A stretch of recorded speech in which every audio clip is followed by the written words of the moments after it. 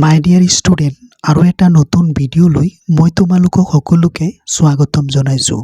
ছাত্ৰ ছাত্ৰীসকল, এই ভিডিঅ'টোৰ জৰিয়তে আমি শিকিবলৈ গৈ আছোঁ ভগ্নাংশৰ এটা প্ৰকাৰ যাক কোৱা হয় একক ভগ্নাংশ।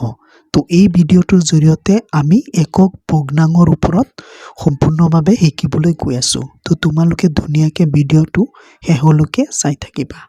তো চোৱা, মই লিখি লৈছোঁ একক ভগ্নাংশ। তো প্ৰথমতে আমাৰ মনলৈ প্ৰশ্ন এইটোৱে আহিব পাৰে যে একক ভগ্নাংশ কাক বোলে আৰু উদাহৰণসমূহ কেনেকুৱা ধৰণৰ। তো এইখিনি আমি জানো আহা।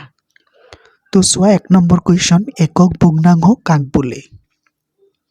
তো উত্তৰটো হ'ব একক ভগ্নাংশ হৈছে এনে এক প্ৰকাৰৰ ভগ্নাংশ যাৰ লব সদায় 1 হয় আৰু হৰ এটা ধনাত্মক অখণ্ড সংখ্যা হয়।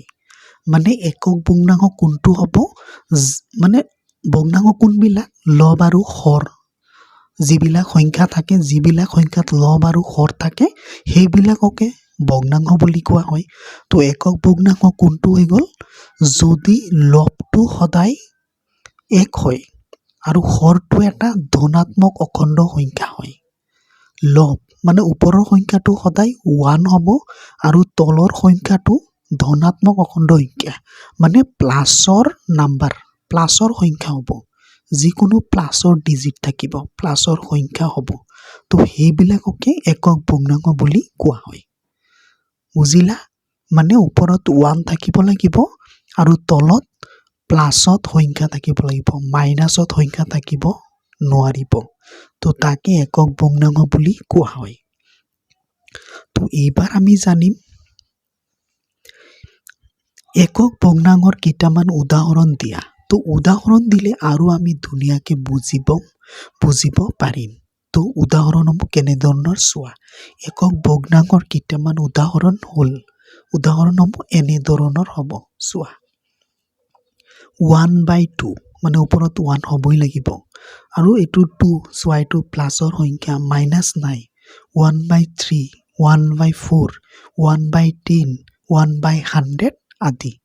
তো এনেধৰণৰ সংখ্যাবিলাককে একক ভগ্নাংশ থাকে। মানে ওপৰত 1 থাকিব লাগিব, তলত যি থাকক। আকৌ মাইনাছত হ'ব নোৱাৰিব, তলৰ সংখ্যাটোৰ আগত মাইনাছ চিন থাকিব নোৱাৰিব। তো 3 নম্বৰ কুৱেশ্যন, আৰু এটা আমি জানিব লাগে। আহাচোন আমি জানো একক ভগ্নাংশৰ মূল বৈশিষ্ট্যসমূহ কি কি। তো একক ভগ্নাংশ কাক বোলে, উদাহৰণো জানিলোঁ। তো ইয়াৰ বৈশিষ্ট্যসমূহ কি সেইটো আমি জানিব লাগে। তো চোৱা, একক ভগ্নাংশৰ মূল বৈশিষ্ট্যসমূহ হ'ল, 1 নম্বৰ, লব সদায় 1, লবত সদায় 1 থাকিব।